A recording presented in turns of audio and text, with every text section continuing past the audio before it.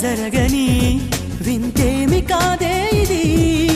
పరిమళం వెంట పయనించే పరుగు తడబాటు పడుతోంది పరిణయం దాకా నడిపించే పరిచయం తోడు కోరింది దూరం తలంచి ముహూర్తం ఇంకెప్పుడు వస్తుంది గుండెల్లో